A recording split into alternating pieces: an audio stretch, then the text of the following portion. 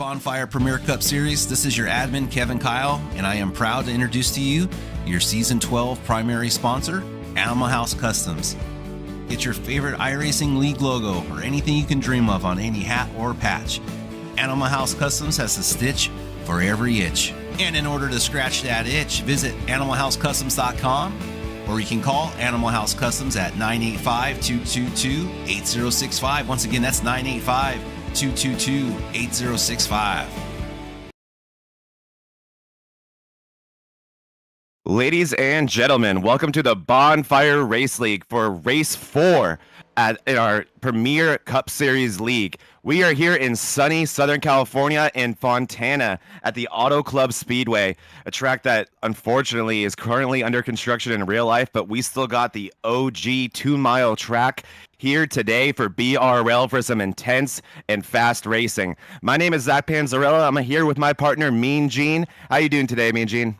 Man, I'll tell you what, I'm pumped up, sir. We are in Season 12 of the BRL Premier Cup, and here we are, Race 4, like you said, Fontana. Maybe one day they'll bring it back, but for now, who knows? Right now, though, we're going to get that live speedway action right here, and I just cannot wait, sir. Yeah, I'm sure we'll talk a lot today about this track, its current, its history, its current situation. But what I care about most, Mean Gene, is that we're racing at the track that just got torn down today. This track is so much fun. It's extremely fast. It's very flat for how big it is. It's got tons of lines to race on, but you got to be careful here, Mean Gene. It can get very, very loose very quickly. With the lack of banking here, it makes it a very technical track. What are you expecting to see today? Yeah, 2 miles on this asphalt. You got some 40-degree banking, so it is a little bit flat. Like you said, I think we're going to see a lot of lines. Some people love that outside, trying to conserve their tires. Other people run that apex where they come all the way down to the apron. But you just can't do that when you're in a big old crowd, and especially here today. Talk about 34 guys are going to be racing, so going to be interesting to see what lines they're choosing, especially if we get some green flag runs. Yeah, you're going to see me talking a lot about lines today. You're going to probably hear me use the words Larson line more than once. And what I'm referring to when I say that is the very top of the racetrack, even above that top seam, pretty much up against the wall with less than an inch separating you and the race car. That is, I think, probably late in runs, probably the fastest way to get around this racetrack. But like you said, it's not great on the tires. It does require a little more steering input, a little bit more corrections. It also, that room for error is non-existent, Mean Gene. You are up against that wall. So it really will be interesting to see who wants to take those chances and where on this racetrack people are going to find speed as the runs go on. Yeah, I'll tell you who might be a guy taking some of those chances is David Medina. Guy had such success here last year. Took the pole, fastest lap, led most laps, and no surprise, guess who's on the top of the pole right now? That's going to be David Medina. Yeah, Medina made this race borderline boring last year, led 63, I think it was, of 80 laps. Absolutely dominant performance. No one really having anything for him, winning the race by almost a second. So yeah, I would not be surprised to see a lot of the same here from Medina, looking to, I think, make good for what happened last week. He felt like he had that win in his hands the whole race until towards the end, David Owens was able to come strike. And I'm looking at someone qualifying on my screen right now, Mean Gene. I see Stephen Kirby. This is someone who comes from another league that I run in. He's actually a former member of Daily Drivers Inc. Racing. I'm assuming Medina or Jose Medina or other new Medina brought him over. But oh man, I'm seeing some new guys. Stephen Kirby is no slouch, Mean Gene. He is really, really fast. So hey, maybe not. Hey, that's exciting because right now we're looking at the rookies, fastest rookie so far. No other rookie can touch him. And so perhaps he needs a little bit of competition. That's Ricky Mandela Sr. He finally got to take that number 3, got rid of that 900 number off the side of his car. And you know Ricky had to be pumped to get that solid number 3 that no one else had claimed. Congratulations to Mandela. That's always an exciting moment, especially when you get the number that I'm assuming he wanted is. Oh, yeah, the 3? Yeah. Nah, that's not an accident. That's got to be a first choice, yeah. So good for him. I'm happy for him. I had the same thing in this league. I got to keep my number 12 when I came to MRL, so it's always a great feeling. You always feel like that. For me personally, I feel like I have that extra bit of luck, that extra rabbit's foot by my side when I'm running the number I want to be running. Another rookie I want to shout out, someone that's going to be familiar to you, Mean Gene. Jose Medina is going to be making his BRL debut today in the Cup Series. Jose Medina coming over from the Cup Series in MRL. So we know he knows how to drive these cars, and we know that last name carries a lot of speed in this league, doesn't it? Yeah, I think what we're going to have to do is just differentiate David Medina from Jose Medina. Maybe I'll start calling David FCM, the Funky Cold Medina, and then we can call Jose Medina Jose Medina. I don't know, but you're right. Over in the Moonlight Racing League, our sister league, Jose's always fighting for those top tens. So it's going to be wonderful to see exactly how that translates here. Jose is a clean driver, but he also is a guy that's kind of known to push that car as fast as he can. And on loose, slick tires, he might be hitting those same braking points. So always exciting to see what happens a little later in the run with Jose Medina. Yeah, absolutely. And this is great practice for guys that are going to be here tomorrow, like David Owens as well. These are guys who run in MRL. We're at the same track here tomorrow, me and Shane. Why not come here, run here in the morning, get some extra time in, and so you're feeling even that much better about tomorrow. And geez, running around these guys, this field is so talented. This is going to make tomorrow potentially feel even easier. So I love the idea. I love how big of a field we're seeing here. At a track like this, like we said, with so much room to race, what you want to see are big fields so you can take advantage of everything this place has to offer. Yeah, you bring up David Owens. He had that big win last week at Phoenix, and that did push him up to the top of the points standings. And that's not the only guy. If you look at the entire Gulf Coast Racing team, that's David Owens currently first in points, David Brenner second in points, Joe Volpus eighth, and then Kyle Lynott, he moved up to 16th. He's got one less start than everybody else. But with that sixth place finish last week at Phoenix, Kyle moved up 13 spots. So Gulf Coast Racing really has to be happy with top three drivers being 1, 2, 8. I think that's going to give Folkham something to shoot for. We might see a little bit of rivalry as the season continues. Yeah, I think so too. Gulf Coast really just being a staple of consistency so far in this early season. Owens as well, or Owens especially, I should say. Owens, when he's not winning, he's been in the top 5, and that's how you end up with a points lead over somebody who has led probably well over 200 more laps this season than you have. But what really matters the most, obviously, is where you end up at the end, especially with not very many stage points to give away in this league. You really got to maximize your finishes. And we're seeing that from Owens, and we're seeing that from all of Gulf Coast, really putting it to Folkham so far. But it is, I mean, if you're watching the races, me and Gene, we're seeing a different story on track than the results. So it's going to be interesting to see how that kind of balances out as the season goes on. Yeah, keeping an eye on practice. We see a couple of Gulf Coast guys up on the top of the practice board. Speeds, Joe Volpus putting around a 40.67 top driver, and then Kyle Lynott with that 40.7. Behind them, though, you got Landry and Medina. And then, hey, there's Jose Medina behind them as well. But you could see the Folkham guys right on their tail in practice, Sue. So really excited to see what's going to happen. David Medina does take the pole. David Owens behind him. Rookie Zach Engel, Jason Landry, Kyle Lynott, and Joey Stiers. How about Joey? That guy is really fast in other leagues. Been interesting to see him, though, finishing below 11th so far in both his starts. Yeah, Joey Stiers is a really, really fast driver. Someone on Thursdays, I'm racing for the win week in, week out. That guy is always up front. So yeah, I'm waiting for that run in BRL where he's up front, where I've expected him to be all season. Behind him in 7th place, starting 7th, is Nick Mills, and then Jose Medina, or other Medina, with a great qualifying effort in 8th place. 9th place is Justin Malarkey, and 10th place rented out by Christopher Smorrell, with Kevin Kyle, last week's Emerald winner, in 11th place. Matthew Smith in 12th, Thomas Fox 13th, Joe Volpus in 14th, and Thomas Pierre is in 15th. Going to have David Buell running 16. Sam Milliken, he's going to start 17. 18th spot, Matt Schofield. Brandon Shelton is going to start in 19th. 20th, Jared Kelly. Little surprise there. Jared really fast on this track, so he must have been just a little bit off in qualifying to be 20th. 21st, another fast guy from MRL, Nate Maurer. Surprised to see Nate in the back of the field, starting in 21st. Rookie Ricky Mandela Sr., 22nd. Paul Ferdiani, 23rd. Mark Dumont, 24th. And Jake Shea going to start 25th.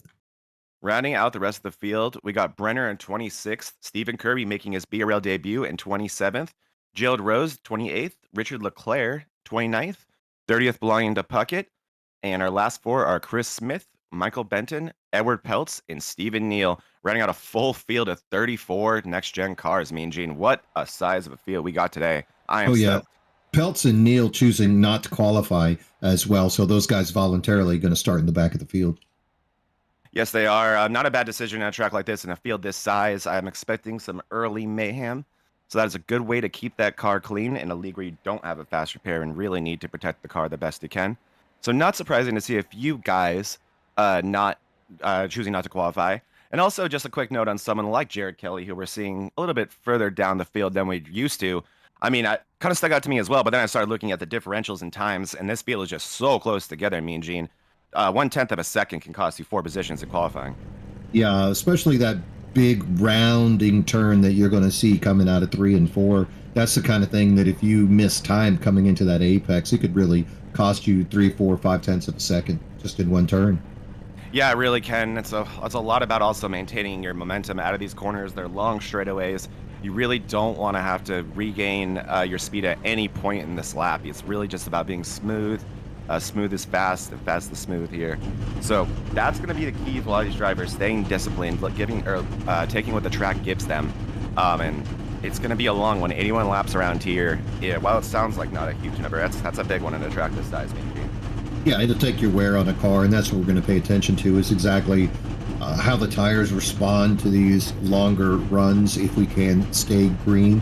But with all the multiple lines, I would not be surprised if we see people I zig, you zag, and then we're going to have a little talk by the trailer afterward. Yeah, especially the way we've been seeing things go, and not so much this league, but really just every league in the early goings of these seasons. We've seen some aggressiveness, and these big fields are really making things a lot more complicated. But it's fun. But get ready to roll off pit road with one of those gorgeous camera shots I've ever seen. Look at that California sun, as here we are at what used to be called California Speedway, which Mean Gene, that was like my favorite name for a racetrack back in the day. Yeah, California Speedway, and then Fontana's a pretty name too. You know, this news coming in though about the track, it was closed as part of that Next Gen California project demolition starting October 23. But did you know in November of 2024, just last year, a few months ago, Steve Phelps said that he doubted the rebuilding of Auto Club Speedway into a short track because of the high construction costs, and said Fontana was kind of on the bottom of their priority list. So let's hope that Steve Phelps and NASCAR have a change of heart, or we can get this thing rolling again. Yeah, let's definitely keep our fingers crossed. I will say I have a lot of friends out here, and they, all my drone flying friends, about once every few months, they'll go out to the side of the track and, kind of get an update for all of us and check it out. And recently, they've been staying with their word, Mean Gene. What they said they'd do is what they've done so far. The front stretch is still there, which is supposed to be the pit lane now, I think. And the pit lane is still there, which I think is going to be part of the track. So it's all still there, so we'll see. But for now, let's enjoy what this track gives us and what it used to be, which was one of the coolest racetracks you will ever see in NASCAR, as the pace car is getting ready to pull off at this 2-mile racetrack here in Fontana Raceway. Race 4 of the BRL Racing League. Here we go, as Michael Medina is going to lead them off as we go green here at Fontana. Great jump by David Owens to immediately take the lead from Medina. You go off the leader, you go off the flag, not the leader on the start of these races, and that's why sometimes you'll see the advantage belong to the second place, and that's exactly what we saw there, as David Owens takes the lead going out of turn 2. Owens got to have confidence at an all-time high. He is your points leader after taking that win last week. Little bump on the wall for Owens. Owens is in that black number 11, chasing down David Medina. Medina's so fast. I think if you could just stay with him toward the end. Oh, but Owens with that big move down on the bottom. We talked about that outside lane, Zach, but that inside lane, if you can get that momentum and roll on out, that might be a good way to go as well. Yeah, Owens was not satisfied with losing that lead. He lost it out of 2 with a little boot to the wall, wanted it back right away through 3 and 4, wasn't able to complete the pass. Like you said, you're going to see people, I think, looking at that bottom. Owens is going to try again here. We'll see if he's able to carry any momentum out of the corner, or if he just completely kills his run again. It gives that 50-60 chance to get around him, because he has to be aware of that as well, Mean Gene. You can't be too worried about getting the lead and end up losing spaces because of it. Now, you can see a little bit back just what the effect is when you don't come in with good speed. Joey Stiers, he's in that 23 Bubba Wallace paint scheme. He came in a little bit slower, and all of a sudden you could see Medina and Zach Engel bang right up behind him. And look at that gap. That's just one turn pretty much coming in off speed is going to give you that 3-car length disadvantage. A lot of single file now up in the front, and as we fade back, there's still a lot of double file. And Zach, I think this is where we're going to start to see multiple lanes. Right there, you could just see 4 different lanes being chosen by these drivers, and that picture right there is only about 12 cars deep. Yeah, you absolutely, I think, are going to see a lot of cars, especially in this first run, Mean Gene, where this is the best opportunity, like I always talk about. This is the best opportunity to learn, make mistakes. If you're going to make a mistake in the race that's going to cost you time, do it now. so you give yourself the rest of the race to recover from that. So this is the time to experiment with other lines later in these runs, see where it's, or if you can use this later in the race, and it's something that you can use to your advantage that maybe someone else has not figured out yet. So definitely, this is the time to experiment with everything this racetrack has to offer. Yeah, all these cars kind of staying in a group a little bit further back. We can see some issues. Looks like Richard Leclerc is off pace as well as Michael Benton. Pushed the back. Very unfortunate for those guys. Peltz, Rose, those are the last two. They're kind of staying with that main group. So 2 cars off the lead, but up in the front, you can see that's that 971. That's that car of Maurer that we were talking about earlier. Really fast driver Monday nights. I'm going to expect to see this guy start to settle in and really take advantage of the speed of his car and what he's been used to doing on the other tracks. But looking at Maurer right now, that guy's running in 16th place. So far, he's middle of the field. Coming over to this Sunday morning bonfire. Yeah, he has. Maurer gonna just, I think, taking the time to figure this league out, how to race around all these guys, but definitely someone I think we're expecting to see a little bit further up the field as he gets more comfortable. I mean, just a lot of talent in this league, too. It's no matter where you are in the field, you're around somebody really, really good. So it's not easy to make passes around these guys. In a track like this, like we said, you can lose spaces quickly if you can't make a pass successful. Also, just quickly touching on leader David Medina, putting down heaters, putting down super fast laps, fastest car on the racetrack, lap after lap, as well as the fastest lap of the race so far. So look for that Nina Medina to continue to control this race, doing a good job around Owens in the early going, not to lose that lead. Yeah, fastest lap, and we're going to expect him to see that in practice. He had some really good 10 lap circuits out there, so he also has that long run speed. This is a great shot right here. You can see there's 32 cars in that big shot all the way back to that last car in this pack. So really exciting racing. Lovely to see this many people out here running. And if you guys enjoy this, hey, go ahead and take this opportunity to hit subscribe on our channel. Tell your friends about it. You know, this is one of the best kept secrets on a Sunday morning. You want to watch a race before the Cup race starts? This is where you go. Yes, sir, it is. It's a great way to start your Sunday morning with some great next-gen racing as David Owens just looking every which way all around that Nana Medina, searching for somewhere where you can get a run through the corner and complete the pass. He's getting, I think due to the draft mean gene, massive runs down these straightaways, but they're just coming together not quite at the right time, and he has not been able to do much with it. Stuck in second place, also holding off that 56 of Landry. Yeah, I listened to a YouTube video of one of the pundits of racing, especially here at Auto Club, and they were talking about don't let someone get to your outside later in a run. That outside is where they can really get that rolling momentum. Here you can see Owens, he's trying to get to the inside, and let's see exactly how he can deal with that. Medina on the outside, he's going to have a little bit better speed, and he's going to roll through that turn. So unless Owens is willing to just come up and slam him, you can see how that outside lane is going to allow that lead car to maintain that position. So don't let somebody to your outside. Speaking to the outside, look at Landry poking his nose up there. So I think if you believe the pundit I listened to on YouTube, that outside lane is where the magic is going to happen. Yep, and then right behind the 56 of Landry is Jose Medina, who got through the field extremely quickly. Started in 8th place, all the way at 4th already. Watching this group of 3 as, yeah, I totally agree with you. I think if Owens wants to complete this pass, he's going to have to do a version of a slide job here. You got to drive it in super, super deep, super hard, and slide up in front of that 9 in the middle of the corner and try to keep him behind you. You just are not going to complete that pass through the corner on exit. I just don't think it's going to happen, me and Jane, not on the inside. No, slide jobs are not the way to make a friend either. Yeah, I love what Jose Medina's doing. He's right now in that 403. He is your 4th place car. Other fast movers is the 46 of Thomas Pierce. He's running in 7th place. He's moved up 8 spots. So that's a guy to keep a track of. Guys struggling a little bit right now. Tommy Fox in that number 57 has dropped 12 spots to 25th. And Matthew Smith in the 96 has dropped 15 spots to 27th. And I think that just really accentuates how difficult this track can be and what happens if you just don't come in with that right speed. Yeah, I totally agree. A lot of cars having a hard time right now holding on to the position they started with. It looks like we have Maurer, down a few positions as well from where he started. So yeah, it's but like we said, this is the time. This is the time. It's like if you go wrong or if you're gonna lose position, do it now. As Jose Medina, our rookie, moves up to 3rd place with a gorgeous pass on Landry. Wow, we're gonna have these two Medinas. Maybe it is something about the last name on a Sunday morning, Gene, because geez, look at these two Medinas. Not related, by the way. Yeah, David Owens is now in a Medina sandwich. Makes you wonder, David Owens, if he can feel the pressure. No issues with any of these drivers off the track or on so far.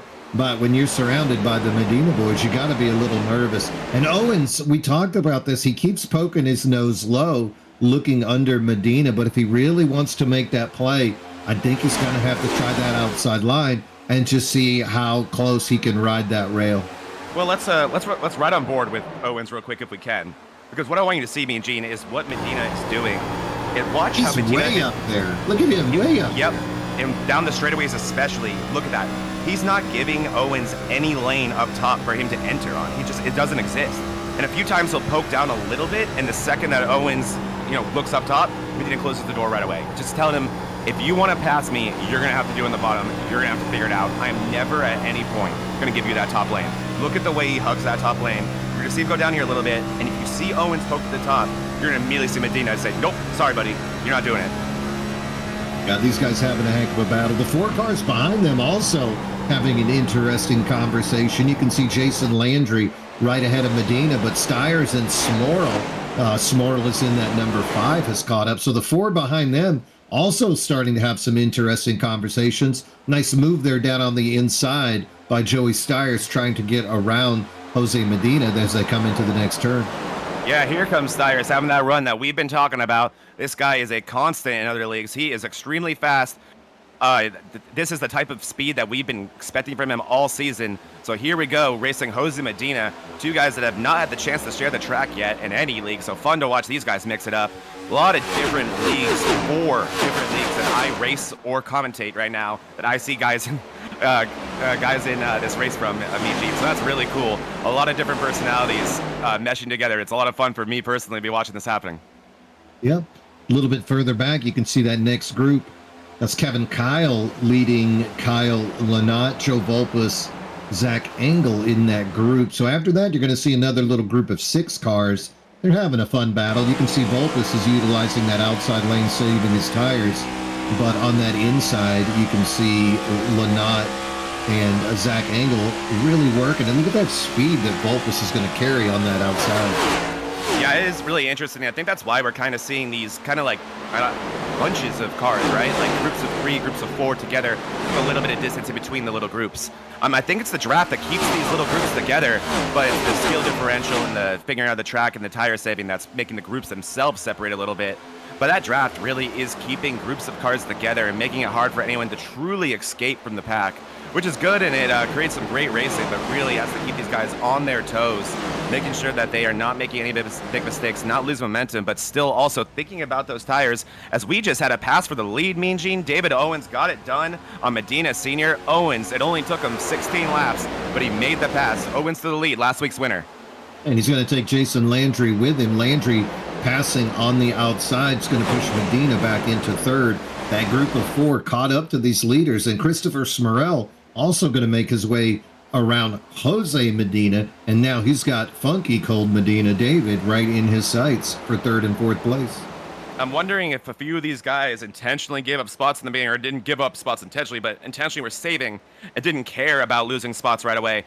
Because we saw guys like Jose Medina, who drove through the field from 9th to 4th, now starting to lose spots here 17 laps into this run. Could it be the tire wear being a little bit worse than the cars that are now in front of him? Guys like Smorl, who clearly did a great job protecting his tires, now comfortable still using the bottom of the racetrack and maintaining momentum. That to me tells me that he's still very comfortable with how much tire he has underneath that race car.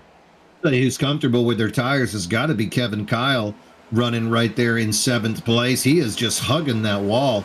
Going to come right up behind the 23 of Stiers, trying to make their way around Medina. Just look how high he keeps that car, not worried about having a little slip up and going too outside. And look at that momentum as he is just going to zip right by Medina. So with the tire wear kind of coming, getting a little bit slick, that outside lane might be the place to go to maintain that passing speed. Yeah, especially if you've done a good job in the first half of this run protecting your tires. then you get to go to the top. If you use the top early and you destroy your tires up there, it makes the top miserable to run. But an amazing feeling, Mean Gene, is when you use the bottom early, you use that to save your tires, and then you get to go up top when no one has any tires left to go up top. And you're the one who gets to use everyone's favorite line on a long run. Yeah. Go ahead. I was going to say, and then you get the excitement of the 23 car just slide jobbing right in front of you to pull off that block. Oh, God. But yeah, that's the problem about running up top sometimes. Is the guys on the bottom don't care that you're running up top. They're going to slide up in your lane if they can. But I'm not surprised to see Kevin Kyle doing this. This is one of his favorite tracks. He is a stud at Auto Club. He's a stud at these fast tracks. One of my most recent MRL wins was at this racetrack, and I was racing Kevin Kyle with 2 to go side by side for the win when we had about a 5 or 6 second gap on the rest of the field. So he knows his way around here. Look at that. Now, Joe Volpus and that other group have closed the gap, and suddenly you can just see that breakaway of 2 cars, 4 cars has just become 12 cars all hugged together. All for the lead, too. David Owens leading this group. It used to be little groups of 3, and now it's just one giant group of about 12, like you said. Owens looking behind him in his mirror and thinking, oh my goodness, what happened? Because this is crazy, and everybody here can win this race. Everyone in this group of 12 is some of our fastest guys in this league. Yeah, a lot of big names, even further back. It's just amazing to see the field continue to grow over and over again. Yeah, Kevin Kyle is not afraid. He is making that outside lane work, and he has just swept his way up 4th place. Looks like he's going to get by Smurrell. That outside lane is just a burner. And now just Landry and Owen separating Kevin Kyle from that lead. Wouldn't be surprised if he did something with it. Let's see if Smurrell can hold that bottom lane and that momentum, though. Owens watching what Kyle did to get up to him and trying it himself, not able to carry the same momentum that Kyle is at these corners. Kyle is just absolutely ripping the top better than anybody else is right now. I would not be surprised to see that 31 in the lead soon. But here we go with the 56 of Landry and the 11 of Owens, side by side entering turn 1. Owens again going to attempt that high line, see if he can get momentum out of the corner. But look at the 56 of Landry. He may have enough here to clear him. He does. He puts the block on, and Landry to the lead with a textbook inside pass. Not really even a slide job, just a gorgeous pass. Yeah, Jason Landry making use of that bottom little bit of tire left, and he used it right there to get in the lead. And he's going to continue to try to use that lane going down to the white and then back up to accelerate out. Meanwhile, Kevin Kyle, he is the master on that outside. I wouldn't be surprised at all, though, once David Owens starts to figure out his rolling points, start to use that outside just as effectively. Yeah, and Owens going to the top has completely stalled out Kyle's run. There we go, Owens that time not going to the top. I'm expecting to see Kyle come out of this corner run on the 11, because that 11 taking his clean air really was hurting the 31, not giving him the angles that he wanted on the top there, and he wasn't really making any forward progress anymore. I think if Owens wants to keep that 31 behind him, he's going to have to take his line, but Owens right now more concerned with the 56, wind that lead back. Yeah, that lead group, 13 cars right now, so a little hiccup could push you to the rear of it. Drafting still in effect. Doesn't look like the pack racing that you see at Daytona or Talladega, but definitely influencing the movement of these cars. Everyone has figured out Kevin Kyle's trick, though, now. You can see them starting to use that outside lane. No one hugging it quite as closely as him. Joe Volpus, a couple of positions back, is making that attempt, but that speed of that outside lane is just dominating this track right now. Yeah, and here they come up on a lapped car. That's always a fun situation when you have a field like this. Racing late in a run on all tires, that's always a great time. As that lapped car goes straight to the top, as he should, giving everyone ample space. Nice and quick and easy there by Benton, letting the field get by. Yeah, 69 of Benton. He was one of the guys we talked off early. Richard Leclerc also off pace in 34th. So they're going to get by the lap cars. Good awareness there by Benton to avoid any kinds of issues with the leaders. Right now, though, Jason Landry, he looks like he's actually starting to pull a little bit away from the field. Did you see that move by Pierre's? He just drifted up about 3 lanes right in front of the 9 of Medina. That could have been a huge moment there from the 46 of Pierre's. That was sketchy as they come. These guys are having a hard time holding the bottom of the track on exit. Mean Gene, they're drifting up multiple lanes at a time. It's a scary moment for all involved. Yeah, that's why you got to get on that outside. And maybe that pundit I listened to on YouTube was onto something when he said ride that outside, save your tires, and keep your speed. Yeah, honestly, maybe. As Jason Landry continues to lead this race, he is now the guy with the fastest lap in this race, and it's a fast one, Mean Gene. It's a really fast one. I believe it could have been good enough even like for pole speed. So Landry showing tons of speed right now. This guy has been there all year. He's been in the top 3 podium spaces, having opportunities to win. So I am excited to see what he can do with the lead in the race this early and where he ends up. Yeah, fastest car ever though, Jose Medina with that 40.45. So that's a fast one. He's got to be happy. He's back in 10th though. Might have used a little bit more tire than he wanted, pushing through that field early, but still good showing for Medina in his first race. Really good racing here today. We are green flag, lap 26, no cautions yet. So you got to appreciate the patience. Oh, little contact. The 46 gets a little tap from Mills in the rear. 46 holds on to it, but he had got a little chippy on the radio with Mills right there. I don't think this group is particularly happy with each other. I've been watching them a little bit, me and Gene. That 46 is struggling on those tires, and these guys are in the middle of the packs where all they're doing is dealing with dirty air, and they're just kind of taking out on each other now, aren't they?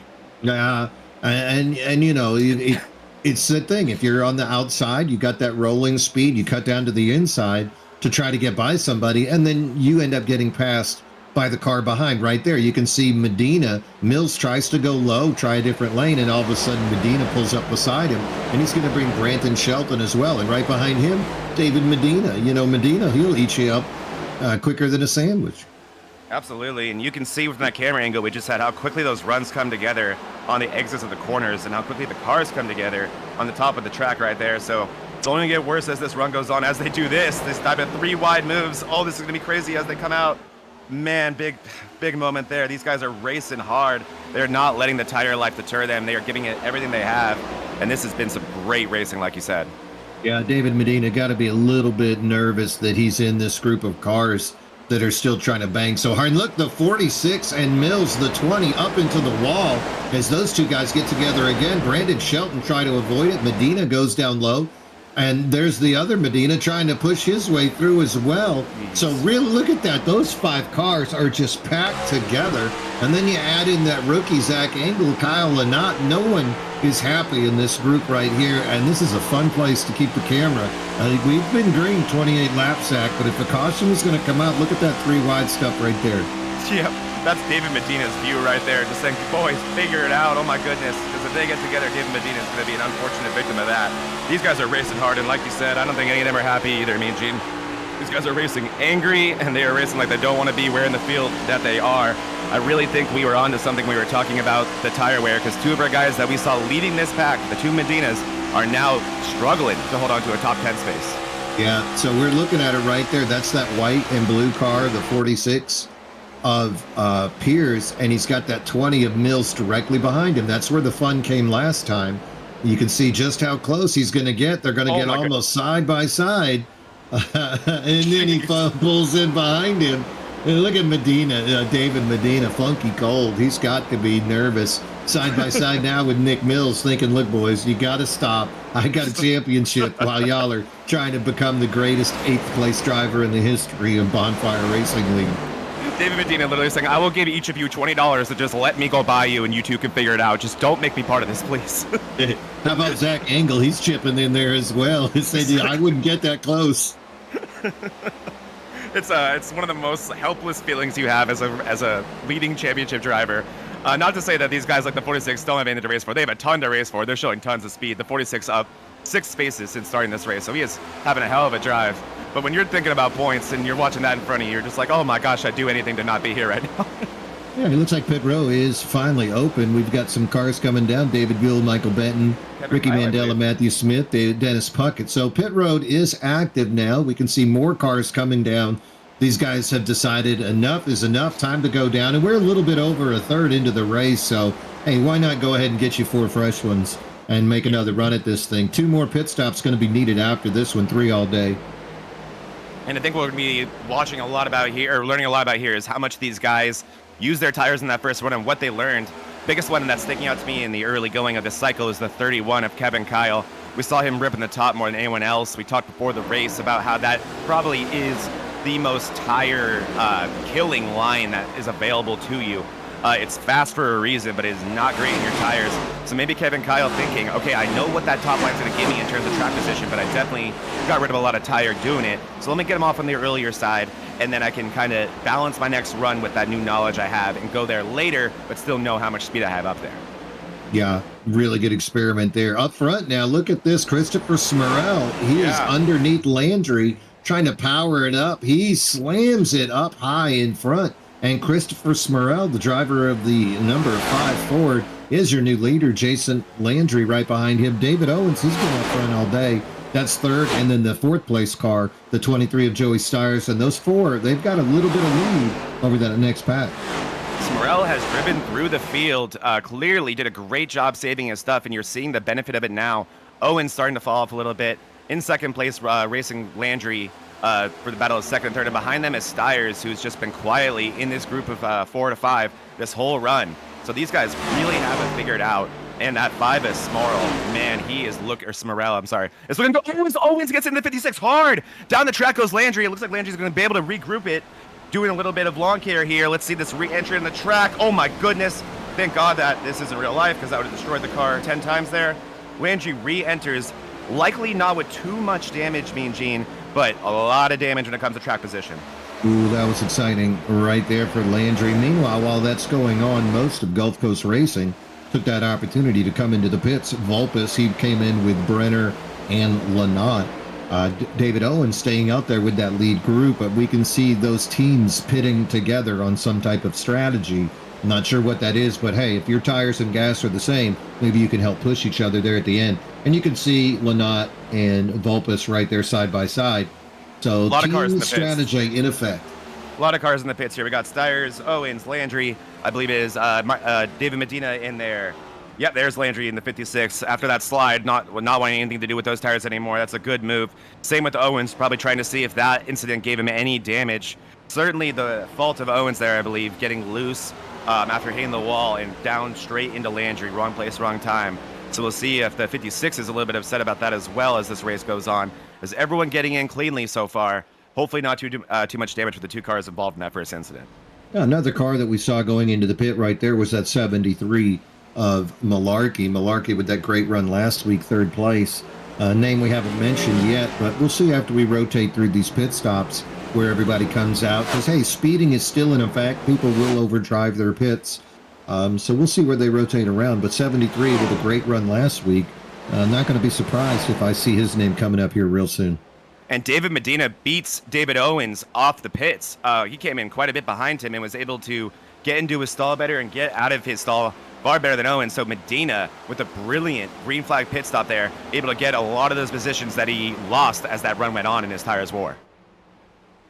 Yeah, not a surprise. Medina, Funky Cold Medina there, the 9, really a veteran, and getting in and out of the pit stops. And that's where a lot of races are won. It's always easier to pass your opponents in the pits than it is on the track. And that's a perfect example of it right there. FCM getting it done.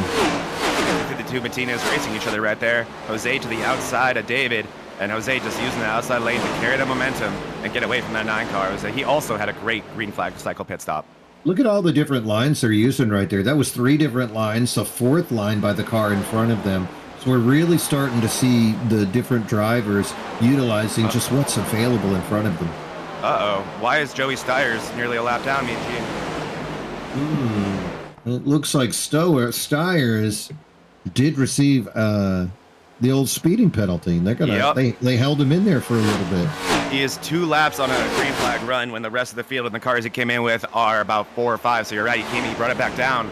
Joey Stiers, man, he was having that run we were talking about, and this time it's pit road incident or a pit road mistake that could cost him his chance to win.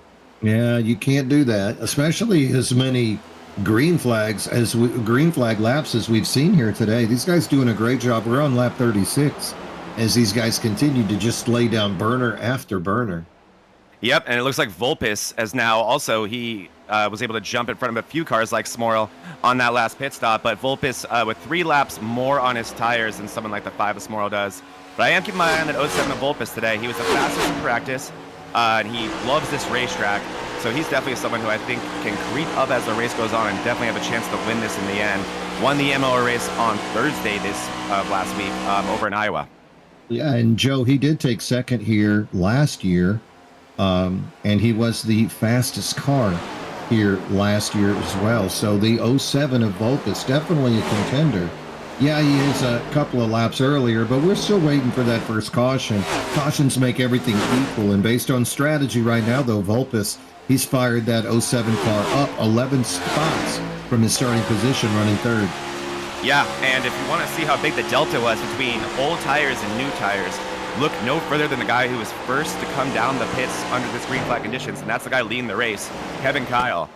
Just that delta, those new tires, when he came back out before everyone else did, and the time associated with that was enough to give Kevin Kyle the lead of this race and then some. Before that, it was the 5 of Smorl leading this race, and now he's seconds behind Kevin Kyle. So that really just goes to show me, Gene. I think we'll see that on the tail end come back around to Kyle to where he is going to be fighting these guys off in an older tire situation than they have. But for now, he gets to enjoy the lead. Probably not as much as he'd like to with Steyer's trying to get his lap back. But nonetheless, in the lead of the race. Yeah, and he's riding that outside lane, so I think we're going to see a slower degradation of tire by Kyle by using that outside lane almost at the get-go. Really interesting, Thomas Pierce, Nick Mills, they were bumping back in 8th and 9th place earlier in the race. Hey, guess what? 2 cars are together again. That's right. Thomas Pierce and Nick Mills. So maybe we'll see a little bit more excitement from those two boys. Yeah, and further up the field than they've been all day. Having some great track position right now. They also benefited from that cycle. But yeah, they were not able to get away from one another. So it's going to be fun to watch those two racing each other as this race goes on, as we stay green, and as these guys stay stuck together and forced to race each other lap after lap. They don't become better friends. I'll leave it at that. Did you say bitter? Better, with an E. Bitter would be the correct way, you're right. Amazing the difference between an E and an I. The I comes before E, except after C. So, better pit stop, though. Better with an E for Pierce, and that's going to put him a few seconds ahead of Mills. We'll see if Mills can close that gap. But look at right now, Vulpes trying to make work up there, trying to chase down Kevin Kyle. This is some great racing up here.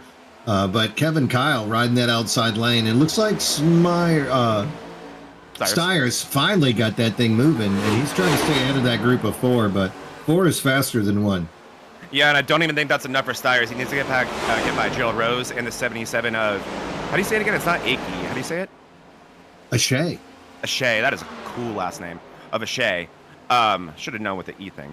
But yeah, he has to get by those 2 cars to truly have a chance of getting his lap back, having the lucky dog. So that's going to be important for him. As we see the 5 of Smorl get the inside of Kevin Kyle and take back the lead. Smorl does not want to be denied today. He's doing a great job. Vulpes got the wrong end of that, as now he gets passed by Pierre's, looking to make a move on the 31 of Kyle, and it just did not work out for Vulpes. And we've talked about that a lot, me and Gene, losing your momentum. It's a big deal here, and it can cost you a lot of spaces. It's like that analogy I've brought up in the past, where it's like when you open the door for someone, at a department store or something, and there you go, and then all of a sudden you realize that there's like 14 people behind that one person. You're like, I didn't want to open the door for 14 people. It was just for that one person. That's what it seems like here when you give up the outside. Luckily, my mama didn't give me no graces, and so when I go through that door, it's with a stiff arm and a stiff faces. Close behind you.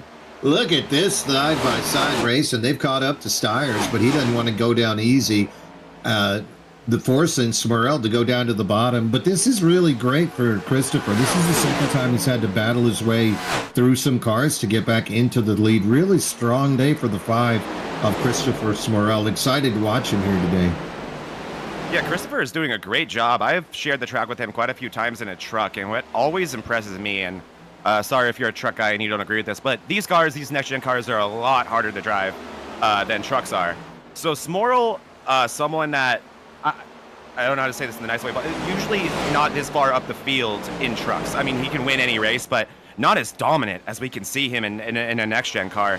So it really just goes to show how talented this number 5 driver is. That is really, really impressive to me and Gene. It always is when someone is better in a next-gen than they are in a truck, when they're able to figure out a more complicated car and really, really use their driving ability and their talent to shine through in a car that demands more out of you. So hats off to this 5 car. He had a chance to win last week. I know he felt like it was taken away from him, and here we are again trying to make things right. You talk about the difference between a truck and a next gen. I was actually in a conversation with Tommy Fox. He's the driver of the 57. And we talked about how to progress in skill as an iRacing driver. Should you focus on one vehicle, or should you drive multiple vehicles and just count on the lap time or count on track time. The more track time you are, the better. Versus focusing and becoming a specialist in one car. It was really interesting to hear the different. Here's Vulpes. My little side by side right there for Vulpes and Pierce. Yeah, go ahead. Sorry. I was just, there were different opinions about that. David Owens was part of that. David Brenner, David Buell. A lot of different opinions as far as which was the best. I know for myself, I've been focusing mainly on the next gen. So we're going to see how that experiment works for me. Tires is loose. Oh, into the wall in front of the field. Are we going to stay green? So far, so good in terms of green, but oh my goodness, Mean Gene.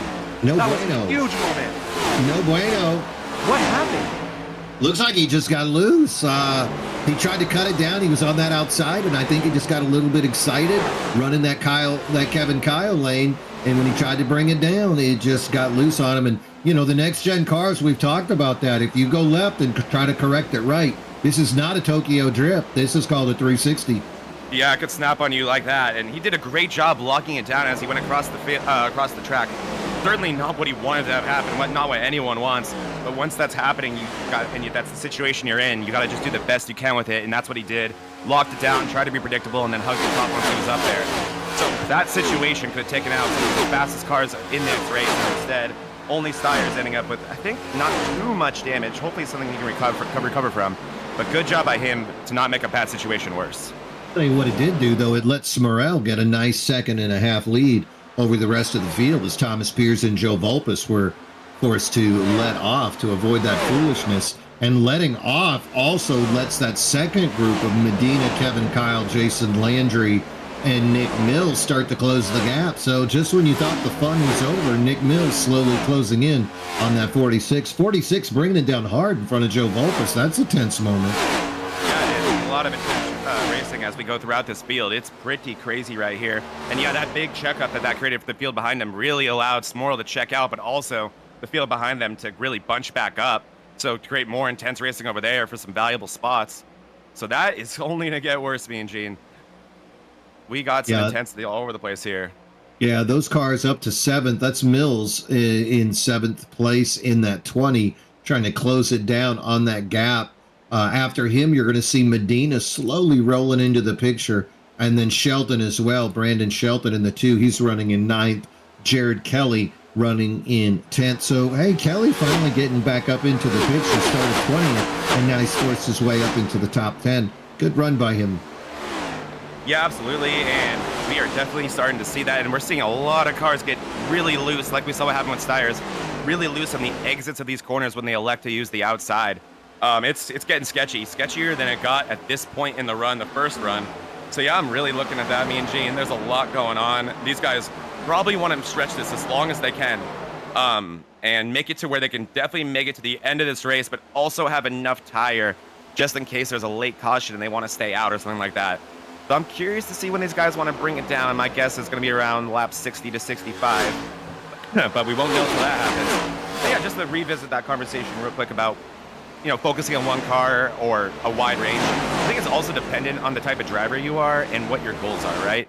If you're just trying to get more familiar with oval driving in general, I would say race every race you have the opportunity to race, no matter what car it's in. If they're putting Miatas at an oval, go do that. Because that will just teach you the racecraft and how to get around these ovals and really how intense and difficult it is. But for me, Mean Gene, I don't think I'd be a race winner and a champion in other leagues if I didn't focus only on trucks. Because I feel like it gives me an advantage over guys like Owens who are indisputably, objectively more talented than me. But me focusing on one thing while he has to drive 4 others, I think could kind of give me that advantage at certain tracks. So I think it just depends on where you are in your iRacing life, and your iRacing career, and what your goals are. But nothing wrong with driving a lot of cars, and it's always fascinating to see how their different styles will come out in different cars, guys like Smorrell. Yeah, especially if you're trying to focus on a specific type of track, too. If you're wanting to get after a short track, there might be a different kind of car that you think might help your progress at that. Steyer's on the radio again. He might be having a little bit of difficulty over there as he is about to go more laps down from other cars. Yeah, Steyer's that car cannot be handling well. It hit it right in the no-no spot of the car itself, which is that front wheel is really where you don't want that car to hit the wall. Oftentimes breaks the towing, or at least just makes it handle a lot more unpredictably. So I'm sure he has his hands full in that 23 car right now, not having the best time. Yeah, he's already had the top 15 pass him. You could see David Buell now trying to make work of him as other cars slowly coming into that picture. Meanwhile, up front, that gap is still 2 seconds now for Smurrell as he continues to lead Thomas Pierce. Pierce doing a really good job here after his early contact that he had with Nick Mills in his almost contact with Joe Vulpes, but the 46 car really making some moves. He is our fast driver on the move, 13 spots up from his qualifying position. That's the 46 of Thomas Pierce as he is trying to close the gap now on Smurrell. Yeah, he is just putting together a brilliant drive. Pierce, this has been the most speed we've seen from him all season, and he's really just done a great job driving through the field, and now winding up at second place due to that incident earlier, a full 2 seconds behind Smurrell, but with the caution, with a good set of pit stops. Cars. And lap cars, a lot of things. And one mistake, you can get there. Smurrell about to have to deal with another lap car right here, so we'll see how this works out for the leader. This could be the opportunity that pack needs. But it looks like Smurrell's on that high line. Yeah, he's just ripping that and not letting anyone get too close to him. And don't look now, though, but here comes David Medina making an inside move to the 46 of Pierre's, try to complete the pass for second place. So David Medina back on the move here. Definitely figured out more this run than he did last run, Mean Gene. At this point in the run, in the beginning of this race, we were watching David Medina falling through the field at a rapid pace, all the way back to 11th place. Opposite story this time is he's driven through the field and now making the move for second place as him and Pierce touch. Oh my goodness, that was sketchy. Touchy. Oh man, yeah, he came up and that was not clear. Pierce had every right to keep his lane there and not move. And they made a little bit of contact. Medina bailing out of it at the last possible second, able to keep that car straight. As now we are 3 wide with Landry on the inside. Pierce putting the squeeze on the outside. Oh my goodness! Almost touches Medina. Medina almost got thrown into the wall there. Is going to be 3 wide again through 3 and 4.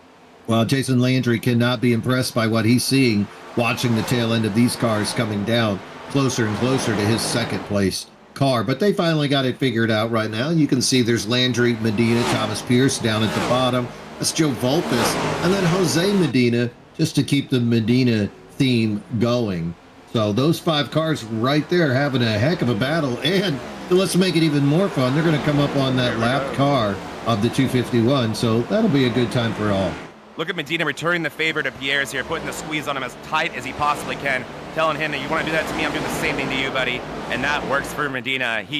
I was going to say, look for him to do that. I knew for a fact right when he got to the outside, he was going to squeeze him as hard as he possibly could.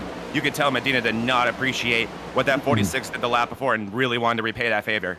Now, speaking of repaying the favor, look at that. Nick Mills coming into the picture. Mills is side by side with Medina, but he has got Pierce in his rearview mirror. So a lap down as well, me and June. 2 drivers that they had some fun with. He's got better tires after that pit, though, so I imagine we're going to see him just zip through here and go away. Yeah, he did. Mills only on the second lap from what I can see of this run right now for him. So he is a lap down technically, but on a much better tire situation. So should be able to get his lap back. Full 2 seconds up to Smurrell, but I think he'll be able to do it. But that tells me that these guys are already looking, Mean Gene. They're already looking to the pits, trying to get that last set of tires on right around where we were predicting, around lap 60. So let's keep our eye on this lead field. I like this idea because you don't want to spend too much time out here. If we stay green, that can cost you the race. There isn't that much time left in this race, so you can't afford that much on the track with old tires. These short pits, though, definitely are going to help in the immediate. Yeah. But that long, that's when you start to wonder what's going to happen. Oh, and look at that. 251 and the 20 kind of getting into it right there. It looks like the 20 wanted to go outside, but there was no space there. That was an interesting run. Yeah, when if he's hugging the wall, you cannot go to the outside.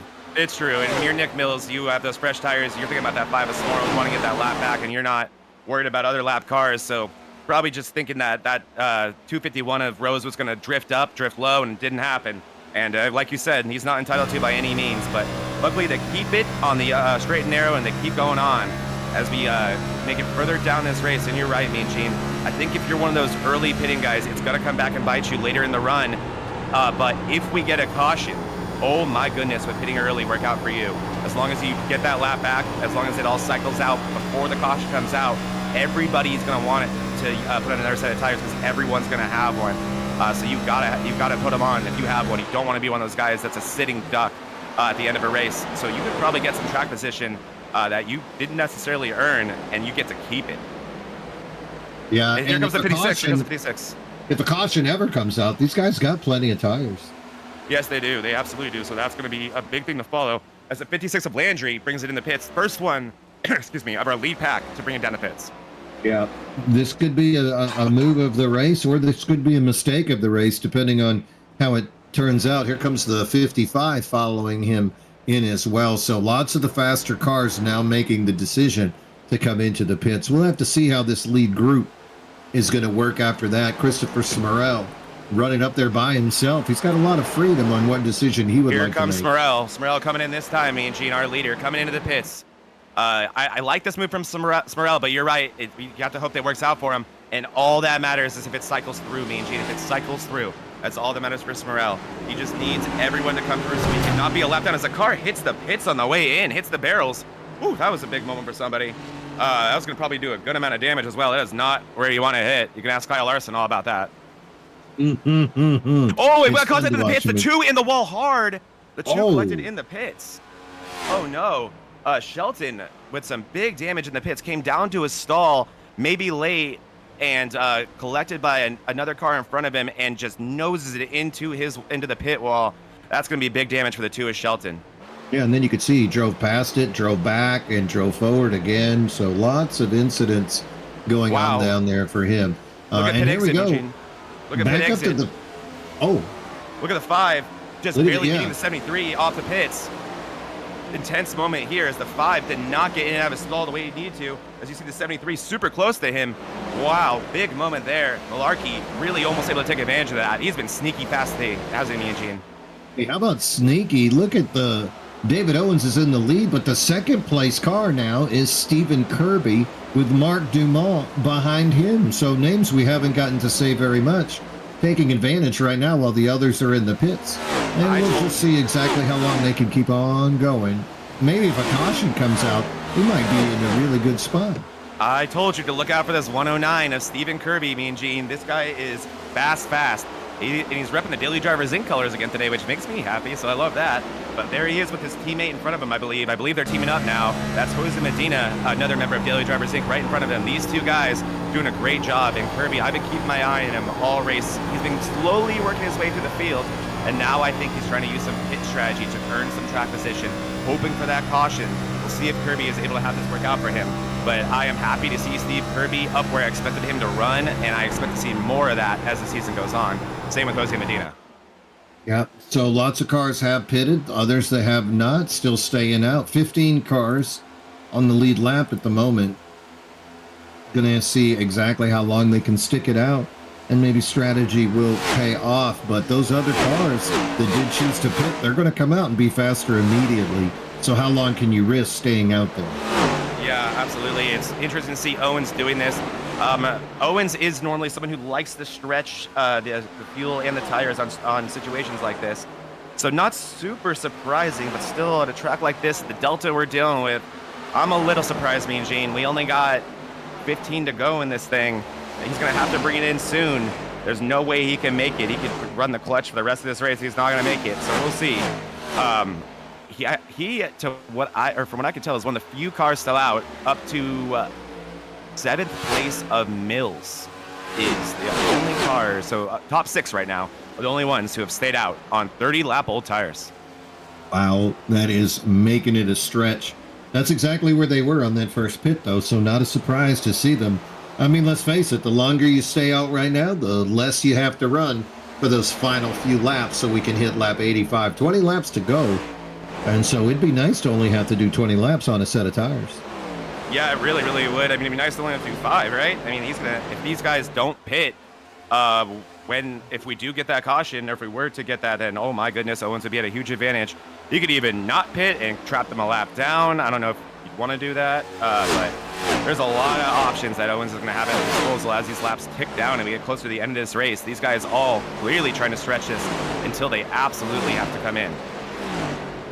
Yeah, somebody definitely stretching it there, Joey Stiers. He's only got one last car in front of him to get back on that lead lap. Maybe he could benefit from the caution, but he's got to catch David Owens if he would want to do that. He is far behind Owens as he's trying to close that gap, but these other guys really stretching it out. But it's fun to see those other names up front like Kirby and Dumas. Yeah, it really is. And they're not dealing with an easy situation right now with those ancient tires. I'm sure that car is doing anything but being predictable. So great job by all these guys to keep the pace. They're not putting down horrible laps by any means. They're fine. So yeah, they're doing great. And something like Stiers, yeah, really not having a choice with the incidents he's had today. Kind of having to stay out here and hope for the best and see what he can gain from that. But this is going to be an interesting one, me and Gene. It's really all going to be about if we get a caution or not before these guys have to bring it down. And if we do, oh man, then it's all in the hands of the guys who've already pit. They want that extra set of tires. David Owens, he does pit, and that's going to let Mark Dumont lead a lap. So bonus points there for our French-Canadian driver.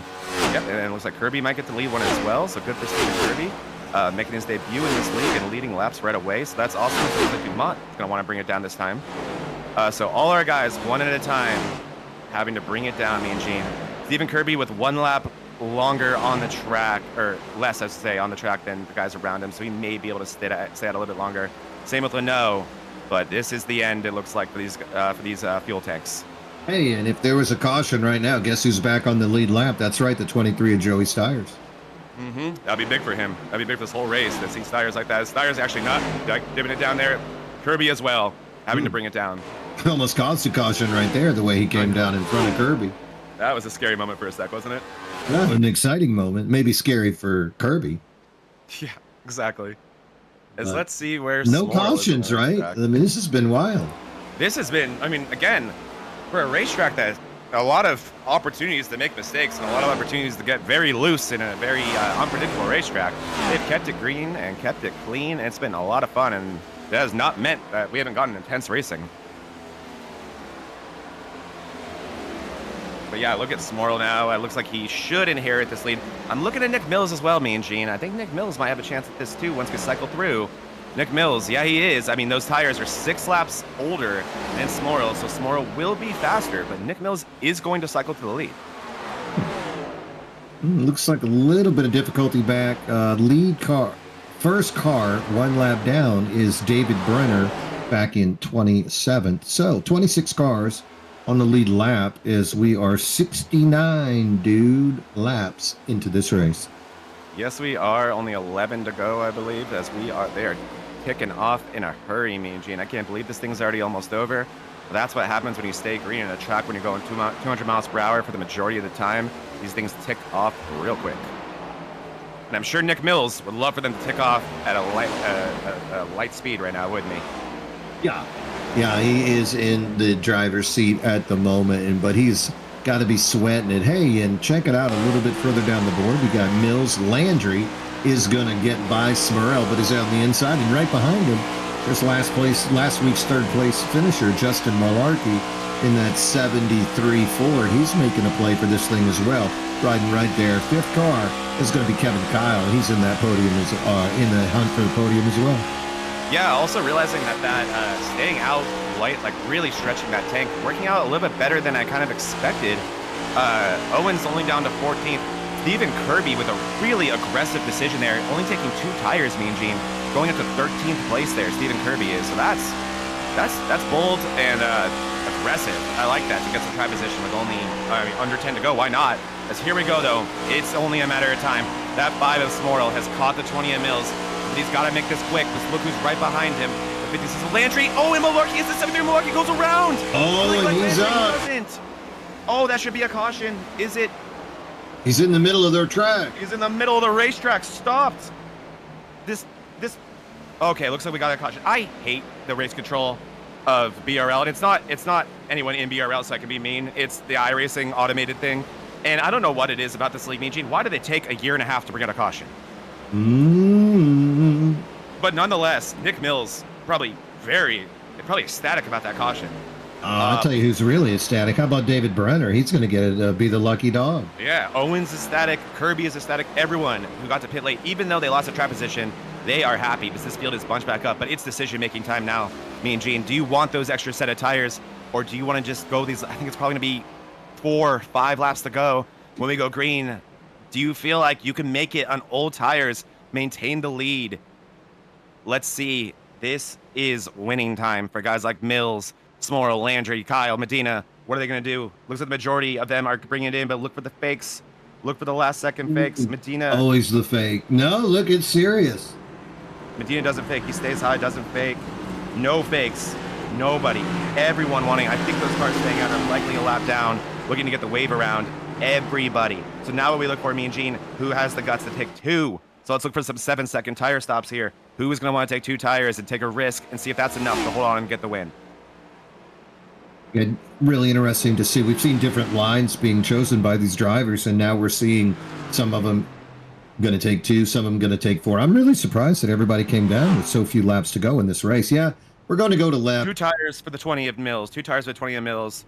Yeah, we're going to lap 81. 9 laps. One would think you could have just finished on what you had. Yeah, for sure. I totally agree. Mills, well, I don't know, me and Gene. Not when that many people take stuff. Not when that many people take stuff. You're just going to be a sitting duck.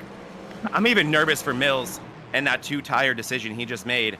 That bringing him, or giving him a nice healthy lead. You can tell Mills just not willing to lose the lead or the control of the race and control of the restart.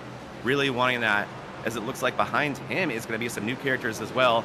I saw Jose Medina miss his stall slightly, so he elected to take 2, likely trying to minimize the damage that he took, or the time damage that he took by missing his stall. So interesting there for Medina. He's come out in 9th from what I can tell. As they cycle through here, we'll have an update on where everybody is running currently. I'm expecting things to be very jumbled up, very, very mixed up, and unpredictable, Mean Gene. Wow. Speaking of unpredictable, look at David Owens. Finally, he's being shown in 26th position. Really surprising. Not sure what happened in that last pit stop for him, but not indicative of the day that David Owens has had. Yeah, I noticed that as well. I saw him come out of the pits behind some people he should have came in front of, so I'm wondering if something went wrong there as we are cycling through. Mark Dumont will be our new leader on 41 lap old tires. Oh my goodness. It is not a problem. Oh, no, he's not. Next to him will be Thomas Fox on 16 lap old tires. So he was one of those guys who stretched it, but just didn't elect to pit. So he's going to inherit 2nd place there. Nathan Maurer in 3rd place, 6 lap old tires, and Jake Akey in 4th with a Shea. Gosh, I suck. A Shea. In 4th with 7 lap old tires. So a Shea and Maurer clearly pitting right before that caution came out. A match made in heaven for them. Behind them is where we get the guys who are running up front anyway. We have Nick Mills with 2 tires. We have David Buell with 2 tires. Kevin Kyle with 4. David Medina Sr. with 4. And Smorl losing significant track position on the pits, taking 4 tires, but now finding himself in 9th place. So the guys that chose to come in and take those 4 tires, I think we got to look at Kevin Kyle. He made that outside lane work so well for him, but it was after the tires heated up. So it really took 5 to 9 laps to see Kyle start to dominate with that speed on the outside lane. Whereas Medina and Smorl, we saw them with immediate speed and the ability to just cut through traffic like a hot knife through butter. So my eyeballs personally definitely going to be on Medina and Smorl right here on this restart. And if Kyle can make that outside work, who knows? Yeah, look at those guys. Look at the 31 and look at Landry. A lot of fast cars. And here we go. And watch the tire spin from our leader. He does a great job. Oh, there's tire spin. They're loose. Cars up against the wall. Can they make it through this? This is a cluster over there. And they can. Big wreck. To start off this restart, we'll be going to overtime as about half of the field no. wreck. And Owens caught that in the back. Oh, man. That's what happens when you lose control of your track position, Mean Gene. Wow, looked like a tire spin situation there in the middle of the pack, and it just devolved from there and got ugly quick. So that changes everything as far as that tire strategy goes. The guys that pitted got to be happy. The guys that didn't, now that's just more laps that they've got to add on. And then somebody like David Owens that had trouble in the pits, now he's got to wonder about if he's got damage on that car. Yeah, he absolutely does. I apologize for not knowing this on the top of my head. How many restart attempts do we get here? 3. Okay, thank you. Our producer just let me know it's 3. So we have 3 restart attempts here. That will not be one. I can tell you guys that right now. This next one will. But so Owens now, that just takes off a lot of time that he has to minimize the damage that he was already dealing with from a mistake that clearly happened in pit lane, and then just getting collected in that complete cluster. We haven't seen or had a look at it yet, but looked like it just was a bad situation that only got worse as no one has patience anymore with 4 laps to go until the race is over. Everyone trying to get spots while they can, especially in a situation like that when you have cars checking up in front of you. No one wants to check up, or no one wants to really slow down. No one wants to give anyone any room, and oftentimes it just devolves into a situation like that. But like you said, me and Gene, a car like the 14 of Mark Dumont, who got a brilliant jump off the initial restart, is super happy. Now all he has to do is make it around 2 laps instead of 5, and he can have a trophy. Yeah, really strong run right now by Dumont. Right behind him, Nate Maurer. Those 2 guys have just jumped up this leaderboard with this pit strategy, and all of a sudden a green flag day with a couple of cautions puts those 2 guys up at the top. Nick Mills, Tommy Fox, Jake O'Shea, David Buell, all names we're not really familiar with running up in the front. So all that top 6 right there with a great shot. Behind them, Kevin Kyle, Christopher Smurrell, David Medina. That's where the speed starts to appear right there in 7, 8, and 9. Yeah, not a ton of movement in the first top 10 of our pack on that very, very short restart. But one guy who did pick up quite a few spots, Mean Gene, was Nick Mills. Nick Mills started, I believe, in 6th. He's in 3rd now. So in that little straightaway, Nick Mills was able to get 3 spots. And he is the freshest tires. He only has 2 of them, but they are the freshest of the cars around him. So that's a big deal for Nick Mills to be able to pull that off. Wow. Lot of movement back here, trying to figure out exactly who had that damage. Looks like most of these guys, though, are going to be able to just come in and get it banged out.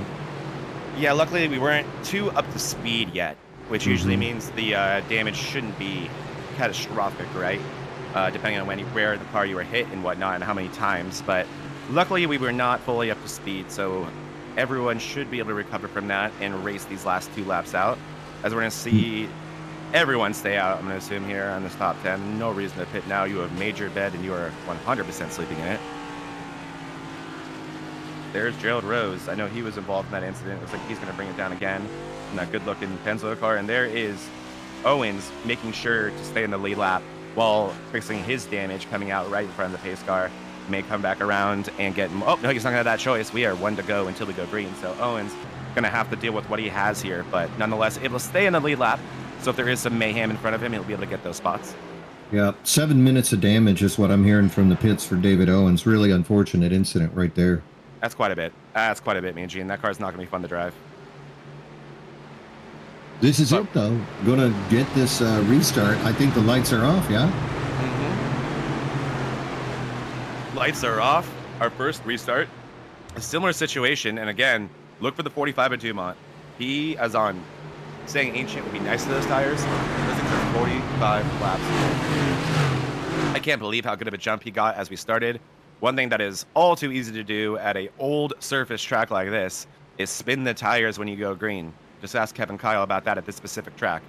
And oh boy, Mark Dumont really is going to have his hands full again. I'm sure although he's happy to cut off some laps, I'm sure he's a little bit annoyed because that restart was perfect. Can he do it again? Now that Maurer has seen him and seen what he does, seen when he likes to go, he's going to have to be creative here in the restart zone. We have 1 more restart, or actually 3 more potentially. We'll see. Maybe just 1. We'll see if they stay green, right? Let's hope. Let's hope. Hey, here we go. Slick tires, you never know. Yep, as the pace car is off the 14 of Dumont, going to lead them to green.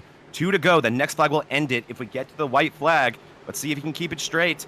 Not the start the 14 needed. He did spin the tires there. He was conservative. The 971 with a brilliant jump. He crossed the line in front of him, Mean Gene. I don't know what the leader's going to say, or Tower's going to say about that, but nonetheless, here we go into turn 1. Yeah, he gives it back, though. And yeah, he does give it back. And here comes Dumont trying to maintain that momentum. He is loose on the exit of the corner. This is Mills' moment to get the inside. Oh my God, Dumont just trying to throw blocks any way he can, trying to maintain that lead, but the run is going to belong to Mills. Let's see if he can make the move here. Wow, Maurer loose all over the track after trying to slow down, gets involved with Tommy Fox, holds his position, though. You can see the 56 of Landry off the pace, and now he's 3 wide. Oh, everybody's touching. Nobody wants to drive this thing straight. all three of them into the wall and exit, and we have one to go. The next flag will end it, likely the checkered. All that Dumont has to do is get it around one more time, but here goes Mills to the inside, making the move. Dumont puts on the squeeze, but he's not able to with those old tires. That opens up the door for Medina. Medina Sr. to the inside, looking to make it 3 wide on exit. It's going to be Mills, Medina racing to the checkered flag. Mills clears them, go to the outside, Medina to the inside. We've seen the outside be dominant all day. Will he be able to hold it here? Side by side, looks like Medina's going to cut down to the bottom. He's got good tires there. Kyle gets turned. Around goes Kyle. He gets turned. Here goes Medina to the inside. He's able to clear. He's able to clear the 20 of Mills. And what a brilliant move by Medina, as David Medina Sr. with the last lap move gets it done and gets the win at Auto Club. It was so close for Nick Mills. He did everything perfect, but those 2 tires just wasn't enough to hold off the best driver in this league so far. David Medina, 2nd win of the year, and he does it in dramatic fashion today.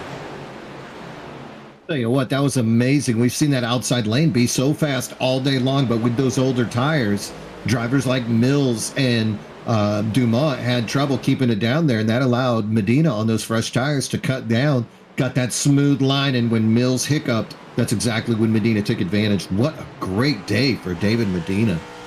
Yeah, it really was. He was up and down the field all day. Early in the race, it looked like he didn't have it. He didn't have the short or the long run speed that was going to be required to win this race. But David Medina did what great drivers do, and that's found a way to get it done. Showed up at the end of the race out of nowhere, really, and got the win with a couple brilliant moves, while Mills and Dumont and Maurer were just going for it, putting it all on the line. But hey, shout out real quick to the 14 and Dumont as well. Had that aggressive move to stay out with 40-lap old tires and still brought it home top 5, so great job by him. Yeah, absolutely. That guy really hadn't called his name much, and then at the end, he took advantage of that strategy. A couple of late cautions allowing the 14 Chevrolet driver to pull off his first top 5 of the year. And how about David Brenner? That guy was a lap down 2 cautions ago. Magically zaps his way up into 5th place. Great run there by Brenner. He was 2nd in points coming in and is going to maintain that one of those top positions with that finish right there. Yeah, that was a huge day for Brenner, and yeah, like that's why you never give up, right? No, I thought he was done. Yeah, that's impressive, and that's why like these races can just completely be turned on their head at the end. We saw a lot of cars go up and down the field at the end there. Kevin Kyle getting turned, and the last turn ends up in 24th. Yeah, we're gonna take a look at that replay for Kyle real quick and see what went wrong at the end of the race there. I'm sure there's some hurt feelings. Nothing like making it to the end of a race like that, Mean Gene, being in position for a top 5, maybe a win, and just getting turned like that. Landry and Kyle contact at the end of the race there, collecting Vulpes as well. But 2 of our fastest cars between Kevin Kyle and Jason Landry there, not getting the finishes they deserved. Wow, and look at those hits. They just kept coming, didn't they? Oh my goodness, those were some big hits. Jeez. That's Stephen Kirby being shot into space right there in the top of the screen. 17 coming down, and Landry one more for good measure. My goodness, Mean Gene. Got a little wild there, didn't it? Oh, yeah, it did. That was a crazy one. So I am curious to see what that does for Medina and our points. I'm assuming that will be enough to give Medina our points lead. Looking for Owens. He finished 15th, so not the finish that Owens needed to maintain that lead. Well, he was running 23rd before that caution came out. So even though he did get caught up with that 251, it ended up still being a better day for him after those wrecks. Ooh, there's a little T-bone action by Kyle. Yes, it is. That was a big one by Kyle now. Man, I wonder if there's any conversations right now happening between Landry and Kevin Kyle. Like from the replay, I couldn't completely say who you want to put that on. Kyle definitely being turned, but hard to tell if he drove across the nose, the 56, or if the 56 came up a little bit. I mean, it's 4 wide, 3 wide in the last lap of a race. All bets are kind of off. And look at that run that ride that Kyle and Knott got taken for. My goodness, it just never ended, did it? It's still going. Speaking of never ending, it has to be the dominance of David Medina here at Auto Club. Is this guy? He didn't get the dub, because of the pits strategy coming on last week, but he gets the win last year here at Auto Club. He gets the win this year at Auto Club. And you know who else is about to get the win, Zach? Who's about to get the win, Mean Gene? I think it's going to be you, me, and the viewers at home, because guess who I got in the broadcast booth waiting for us? Oh, yeah, I just saw that. Let's go. And here he is for you. David Medina Sr. How you doing, man? I am good. I'm good. Congratulations on the W. That was a crazy restart from our perspective, mine at least. You came in out of nowhere there in that last restart.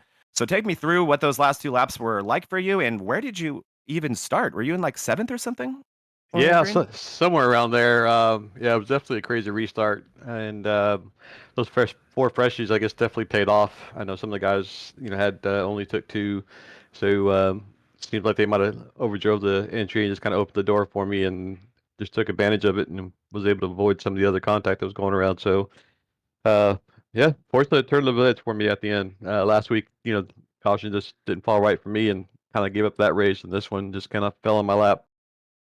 Yeah, racing kind of is like a full circle, right? Like whenever something seems to go horribly wrong, like it did last week, you usually get yours back the next week, and I'm glad you did. Um, that was an interesting one for you in terms of like how this league has gone or the season has gone for you so far. We've seen so much dominance from you, especially as like runs go on. You seem to only get better. But on that first run today, it looked like maybe you went a little bit harder on the tires early in the run, or you were trying to figure something out or figure it out for late in the run. Were you at all worried late in that first run when you kind of drifted back down to around it looked like 11th place? No, I decided to try something different on that early run. That way, if it didn't work, I'd still have time to go back to what I kind of felt comfortable doing, and it was good for the first 15 laps. But after that, it just kind of gave up. So I knew not to try it again. So just kind of recomposed myself after the first pit stop and just try to make the best of it. And like I said, caution, came and allowed all the cars to stack back up and give me another shot at it. Yeah, that's a brilliant move, and we called it. We said that the time to experiment is that first run. The time to figure out if something doesn't work. So yeah, you don't try it on the last run or something. But yeah, that's brilliant, and it goes to show that even when you're getting past, it's because you're trying something. So great job, man, and excited to continue to watch you this season. You clearly are the guy to beat this year. So what's your mentality for the rest of the season going forward? Now with 2 wins, and I'm assuming the points lead. Yeah, I mean, it's just, staying focused, racing the track. There's so many fast guys here, so many consistent guys, like David Brenner and stuff. So just gotta, have good points day in, day out, and try to set ourselves up to make it into the playoffs. That's goal number one is to try and make it into the playoffs. So just gonna, attack the tracks and take what the track gives me, and try and have a top five finish throughout the season. Yeah, great job so far, man. And it's been a pleasure watching you every Sunday. Can't wait to watch you turn right next week and see what you do on a track like that. Anyone you want to give a shout out to before you get out of here today? Yeah, and to give a shout out to you guys up in the booth for putting on the broadcast. You guys do a phenomenal job. So it's always great back watching the race and listening to you guys commenting over it. And also got to give a shout out to Kevin Kyle, our admin. Has done a fantastic job this season, and you can just see that by the size field that we're having. And then obviously the Puckett brothers for putting the league on. None of us would be here without them. So appreciate all them. And then last, I got to thank all my teammates over at Team Polkum. All their support, and it's always been a pleasure racing with them. And I got to thank my sponsors, or I won't have any. But Cabo-K, I got to give them a big shout out for sponsoring the number 9 for the last several seasons, and then Honeybee Acres for also sponsoring that number 9 Ford Mustang. All right. Thank you so much, David. Congrats on the win and enjoy the rest of your Sunday, my friend. I appreciate it, guys. Have a good one. Yes, shout out to David Medina. Shout out to Fulcrum Racing, one of our sponsors of this league, as well as Animal House Customs, another great sponsor, helping us out here in the BRL, me and Gene, for yet another awesome race. I'm having a great time on this West Coast swing we're doing out here over in my home states. My home track here today did not disappoint. I can't wait to be back here tomorrow for another fun race because I love this place and I'm so sad it's gone. Yeah, but you know what? We could still enjoy it here on the iRacing circuit, and we definitely did today. Standings were just updated, and absolutely, David Medina is going to jump up 3 spots to become your new points leader, and he's going to have a 5-point advantage. Medina does over David Brenner. David Owens falls 3 spots, and so they can play the game. David. Hi, David. Hi, David. Jared Kelly is going to be sandwiched in the middle of these 3, the triple decker of David's. He's actually tied for second, David Brenner and Jared Kelly. Owens third. Christopher Smurrell holds his position at 5th. And Joe Vulpes is going to jump up too. We talked about Nate Maurer saying how fast he ran in the other leagues. He's only had 2 starts. Nate has had 2 top 10s, 24th in points. But if he continues at the rate that he has, wouldn't be surprised to see him jump up very quickly and make himself a contender after, especially today, Nate Maurer with the podium got 3rd place. Yeah, with the no winning you're in here, no drop race, no anything like that. Nathan Maurer, if he wants a shot at the playoffs, he has the speed. He just has to keep showing up, and he can absolutely do it. But with fields this big, this many quick drivers, and this many guys able to get a top 5 week in and week out, you really got to be in the top of your game at all times. But yeah, not surprised to see Medina inheriting the lead there. David dominant or top 3, and then I think Jose has to keep running more races, so maybe he can get to 4th.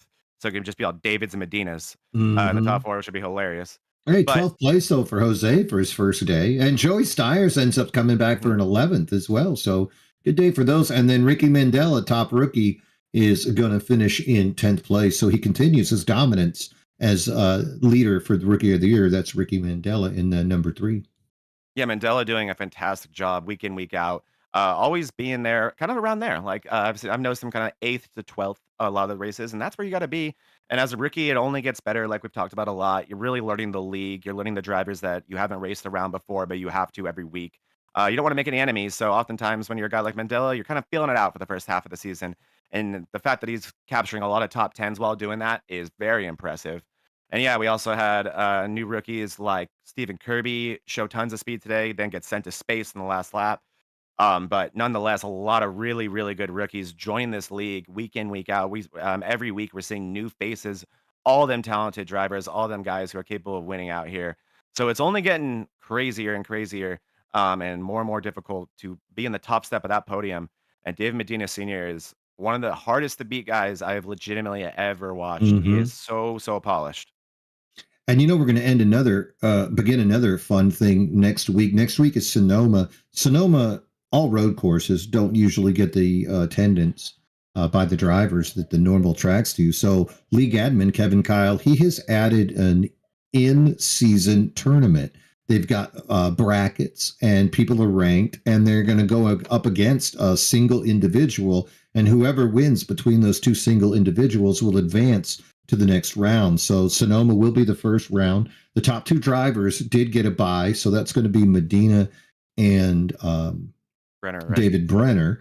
And then after that, the 3 will face off against the number 30, I think is how that is working. So that's going to be really fascinating. We'll have a graphic for the viewers next week at the beginning of the broadcast. So that's something to pay attention to, as we're going to have elimination brackets, individual drivers going up against each other just to see who's going to get this little tournament win at the end. Yeah, that's gonna be really fun. I'm excited for that. NASCAR is trying that out this year as well. So I'm excited to see how that goes. I mean, and for the NBA, it was ratings galore for them, so it really helped them out. So I think it's a great idea to start it at a track like Sonoma. Like you said, the attendance at road courses can be lower. A lot of guys not putting in the practice or enough practice oftentimes to feel confident enough to go out and do an hour of road course racing. It's not easy, but it's a lot of fun. So I think we'll have a good field next week. I'm excited to turn right at another amazing racetrack that I'll tell you guys all about. Another track that I never miss. I've been there, I want to say the past 5 years, Mean Gene. Don't miss that race. I drive 8 hours up north to go to it every year, and I never regret it. I love that place. And that's a crown jewel event for the league, right? Is there not an Yes. individual trophy for that? Yes. So Kevin Kyle, the owner of KK Woodscapes, check them out online. He makes beautiful trophies, oftentimes for sim racing. And he's going to make one exclusive for the winner of that event. So that is what they're going to call a crown jewel event. There'll be a few of those this year. The first one will be next week at Sonoma.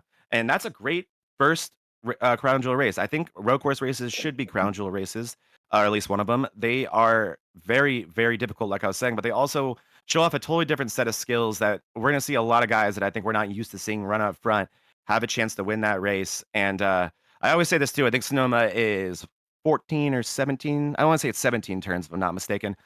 When I hear 17 turns, I hear 17 opportunities to make a mistake per lap. So that just makes it more fun, and it requires so much mental and physical perfection out of these guys.